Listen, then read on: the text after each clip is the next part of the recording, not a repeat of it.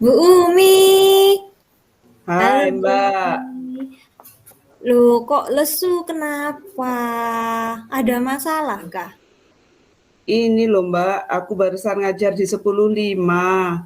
Itu si Mm-mm. Bima itu loh Mbak, aku kok bingung ya ngadepi si Bima itu. Kalau dikatakan males ya enggak, soalnya tiap hari dia masuk sekolah. Cuma kalau sudah diberi tugas, itu kadang ada yang dikerjakan, kadang enggak Mbak Ika. Itu gimana ya maksudnya Bima itu? Aku bingung ngadepi. Walah, berarti Bima itu tugasnya dipilih ya, Bu ya? Bentar. Menurut Bu Umi, kira-kira Bima itu kriteria yang tugas yang dia pilih itu seperti apa ya, Bu? Yang dipilih, yang nggak dipilih? Biasanya kalau saya lihat sih, kalau kemarin itu saya ngasih tugas untuk analisis batuan, saya suruh bawa sampel batuan itu ya Mbak ya, ada 3 sampel batuan, batuan beku, batuan sedimen sama metamorf, itu dia excited, dia seneng banget, kemudian ya dikerjakan tugasnya sampai selesai. Tapi kalau sudah saya minta untuk mengerjakan tugas yang orientasinya literasi itu kayaknya dia nggak jalan sekali gitu loh Mbak. Jadi meskipun sudah distimulus gitu kayaknya males-malesan dia ngerjakannya. Jadi aku bingung itu Mbak Ika. Berarti yang literasi nggak dipilih ya, Bu? Lebih Iya, ogah. iya. Hmm, lalu eh, kalau literasi nggak dipilih, Bu Umi sudah menganalisis belum? Eh, Kenapa sebe- literasi nggak dipilih sama Bima? Sebenarnya ini juga sih Mbak ya. Apa itu saya mencoba memang untuk menganalisis kenapa gitu. Pertama saya ajak bicara gitu. Kadang kalau udah diajak bicara ya kayaknya dia fine-fine aja, nggak apa-apa itu Bu. Jawabannya selalu nggak apa-apa. Aku jadinya bingung. Tapi kenapa untuk tugas yang ini tidak kamu kerjakan tuh ya dia menjawabnya nggak apa-apa, belum atau mulek gitu ya, bulat karena ini, karena itu belum di-copy dan lain sebagainya. Cuma kemarin memang ketika saya berikan pembelajaran diferensiasi untuk konten, saya ngasih PPT gitu ya, ngasih YouTube Hmm. untuk pembelajaran, kemudian saya perbolehkan untuk lihat buku, untuk baca-baca di buku gitu. Kayaknya sih memang si Bima milihnya di YouTube gitu loh Mbak. Dan ketika ngelihat YouTube ya dia intens ngelihat pembelajarannya itu lewat YouTube itu dia intens gitu. Oh, Jadi mm-mm. iya, aku menganalisanya begitu sih. Berarti lebih suka yang YouTube ya untuk Bima ya. Iya. Lalu untuk selanjutnya, kira-kira rencananya Bumi gimana untuk si Bima ini? Mungkin saya juga akan mengambil langkah. Selama ini saya ambil kesimpulan kayaknya si Bima ini lebih pada audiovisual ya Mbak ya pembelajarannya. Ini mau saya lebih inikan lagi, saya mantapkan lagi analisis saya. Mungkin saya mau ke BK, saya mau minta konsultasi sama BK kelasnya Bima untuk melihat hasil diagnostik tes bakat skolastik Bima itu apa hasilnya. Nanti dari situ mungkin saya bisa menganalisa kira-kira apa yang dimaui oleh Bima. Karena saya ingat yang kemarin tuh loh Mbak, ketika kita IHT, kan kita diajarkan untuk sebelum pembelajaran kan diagnostik siswa dulu. Nah, itu mungkin akan saya lakukan meskipun terlambat, saya coba untuk diagnostik siswa melalui BK. Oke, berarti kalau dari analisisnya Bumi kan sudah, oh kemungkinan anak ini audiovisual nggih. Iya, Terus dipastikan di BK. Oke, itu bisa bisa lebih pasti sih Bu. Lalu iya. kira-kira Bu Umi mau mulai untuk ke BK-nya untuk bertanyanya kapan? Secepatnya sih kalau enggak besok karena saya ada jam kos, saya mau konsultasi ke BK-nya besok. Saya konsultasikan ke BK dan saya minta data terkait dengan bakat skolastik Bima. Lalu setelah ada datanya, Ya, kalau sudah saya dapat data dari kelas itu, Insya Allah mulai minggu depan kayaknya saya perlu diferensiasi proses deh Mbak, nggak hanya konten pembelajaran saya. Oh, berarti menyesuaikan juga dengan Bima dan anak-anak yang lain ya? Iya, saya takutnya selama ini saya masih mendapatkan cuma Bima di kasus ini, yang lain belum. Tapi kan yang belum itu juga saya nggak ngerti apakah tugasnya itu ambil dari temannya, nyontoh temannya, kan kita nggak ngerti juga begitu. Jadi sekaligus kasus Bima saya pakai untuk analisis yang lain gitu. Oke oke. Semisal ya Bu, semisal ternyata hasil analisis sudah didapat, lalu sudah diferensiasikan untuk Bima, lalu ternyata misal gagal, terus gimana Bu enaknya? Ya sebagai rasa bentuk bahwa kita adalah guru yang harus menuntun siswa, ya langkah berikutnya mungkin saya akan konsultasi dengan BK untuk memanggil orang tua Bima, Mbak. Saya mau mengadakan apa ya istilahnya, curah pendapat dengan orang tua Bima, siapa tahu dari situ saya dapat apakah ada permasalahan di rumah atau apa yang membuat Bima malas untuk belajar, khususnya membaca. Saya kira itu mungkin kali Mbak. Iya, jadi kemungkinan ada masalah di rumah ya selain dari bisa jadi kan begitu. Oke, semoga yang solusi yang Ibu ambil bisa benar-benar berdampak yang baik untuk Bima sehingga Bima bisa mengumpulkan tugas seperti teman-temannya ya Bu. Berapa gitu sih Mbak. Oke. Terima kasih. Makasih Mbak Ika sudah sharing. Sama. Semangat Ibu. Terima kasih Mbak Ika. Yang terima kasih. Itu yang pertama, Pak. Yang pertama ya, luar biasa. Tepuk tangan dulu Bapak semuanya. Ya, kasih.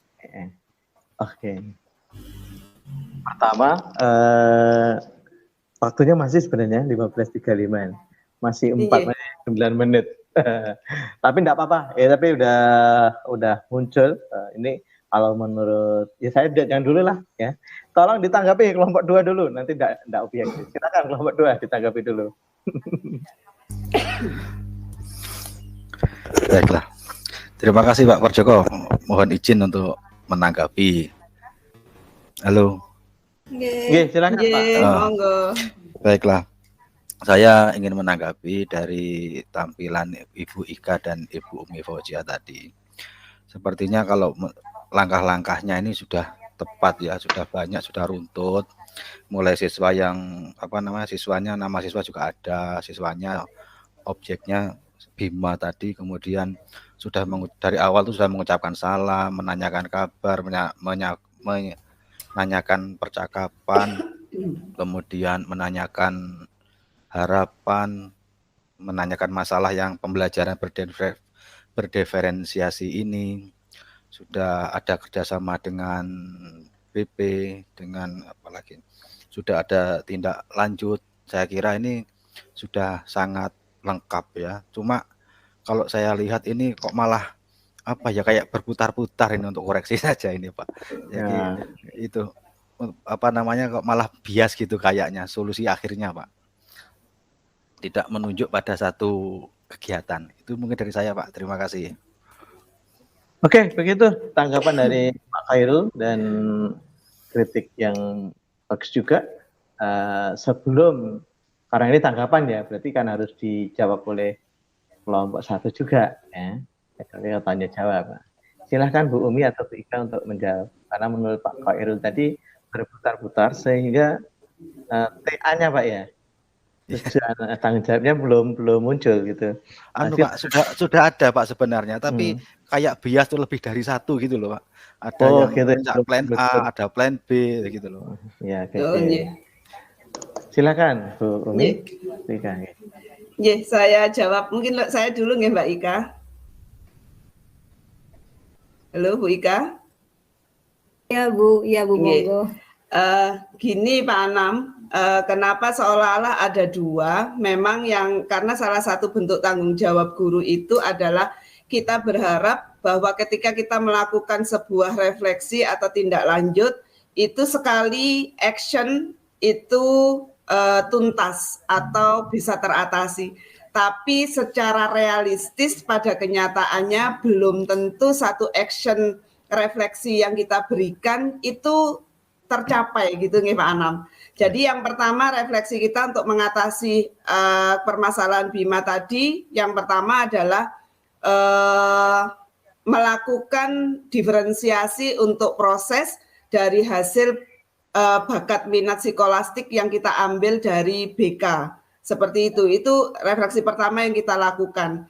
Kemudian dari percakapan itu kita ngambil kemungkinan jika dari satu refleksi itu ternyata kita gagal, karena realitanya kadang ketika kita pakai action untuk mengatasi sebuah permasalahan belum tentu berhasil. Nah, kemudian ada pertanyaan dari coach yang kemudian kalau itu masih gagal, sudah dicoba sesuai diagnostik itu, tapi kemudian masih gagal, apa tindakan selanjutnya yang harus dilakukan? Nah, salah satu bentuk tanggung jawab seorang guru sebagai penuntun, maka kita harus melakukan tindakan refleksi yang kedua. Ibaratnya seperti kalau kita melakukan penelitian tindakan kelas, selalu ada siklus 1, ketika siklus 1 tidak bisa kita terapkan, maka kita pakai siklus yang kedua. Yaitu siklus yang kedua perlu adanya komunikasi antara guru sebagai pihak dari sekolah dengan orang tua yang berasal pihak dari rumah. Siapa tahu dengan begitu kita menemukan permasalahan, bahwa permasalahan itu tidak hanya terjadi di sekolah tapi di rumah, sehingga kemudian bisa dikomunikasikan jalan keluar dari permasalahan itu. Saya kira itu mungkin yang dianggap Pak Anam berputar-putar seolah-olah ada dua tindakan atau action yang kita lakukan. Mungkin Bu Ika bisa menambahkan. Nggih, saya menambahkan sedikit saja nggih. Kalau menurut persepsi kami, namanya tanggung jawab itu tidak hanya kita punya RTL atau rencana tindak lanjut terus kita bertanggung jawab untuk merealisasikan. Kalau menurut kami tidak hanya itu, tapi tanggung jawab kami adalah bagaimana supaya permasalahan ini selesai. Nah, semisal namanya kita membahas apalagi kasus yang Bima seperti Bima ini yang ketika ditanyakan ternyata nggak ada apa-apa, nggak apa ya, tidak terbuka dari dirinya sendiri, berarti kan kita harus menganalisis dari luar dan itu ada kemungkinan benar, ada kemungkinan salah. Jadi kalau menurut persepsi kami ya untuk solusi ada 2 atau mungkin lebih itu ya dalam rangka untuk supaya permasalahan ini selesai, meskipun solusi itu ada banyak gitu. Ya sama, namanya studi kasus, meskipun bukan kelas tapi hanya 1 orang, solusi pasti ada banyak. Gitu. Kalau menurut kami seperti itu, Bapak. Oke ya, sudah dijawab dan ini nanti Bu Umi maupun Bu Ika bisa menerima saran atau masukan dari Pak Khairul? Bisa. Bisa ya? Ya, paham maksudnya saya, Pak. Oke. Pak Irul, udah cukup, Ada. Sekarang silakan untuk pertanyaan. Ini dari CGP lain silakan. Selain yang menanggapi ini bebas. Ada pertanyaan? Belum ada. Kalau begitu tanggapan dan pertanyaan dari Bu Nino. Silakan Bu Nino. Ya, oke Bu Nino. Oke, silakan Bu Nino. Kepelayu-pelayu. Saya kepelayu-pelayu kalau belum nyampe rumah Pak Non Sewu. Oh iya. Kali itu Iya, Non Sewu. aja dulu ya. Tadi udah menyimak belum, Bu? Dalam Pak? Halo. Ini menyimak yang Bu Umi dan Bu Ika? Tidak. Bisa memberikan. Oh tidak ya. Silakan Bu Dana, monggo. Bu Dana ya. Silakan Bu Dana. Baik Pak, terima kasih. Saya juga dapat ini dari bagian tengah aja Pak, depannya enggak. Tapi tadi dari proses identifikasi yang dilakukan oleh Bu Ika, menurut saya Bu Ika sudah menjadi coach yang bisa membaca peluang dari pertanyaan-pertanyaan yang diajukan Bu Ika, sudah mampu melihat peluang adanya ini Pak, sesuatu yang bisa dikembangkan dari Bu Umi. Tadi kan dibuktikan Bu Umi ternyata punya solusi akan menyelidiki latar belakang siswa dari guru BK-nya ya Bu ya, kalau nggak salah seperti itu. Sehingga di sini Bu Ika sebagai coach itu sudah bisa membawa Bu Umi sebagai coach untuk melihat sesuatu yang ada di depannya untuk menjadi solusi dari masalah yang Bu Umi alami gitu. Nah, itu menurut saya Bu Ika sudah bagus menjadi coach untuk membantu Kuci melihat peluang-peluang baru yang mungkin bisa dikembangkan untuk mengatasi masalahnya. Itu dari saya, Pak Dwi. Ya, terima kasih Bu Ratna ya.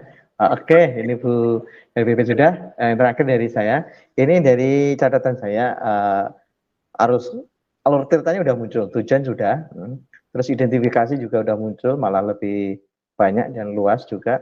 Terus rencana juga sangat jelas muncul, lebih dari cukup. Tanggung jawab sudah, cuma untuk tanggung jawab saya menangkap rentang waktu kapan ininya saya belum menangkap, atau mungkin saya tadi kurang mendengar ya.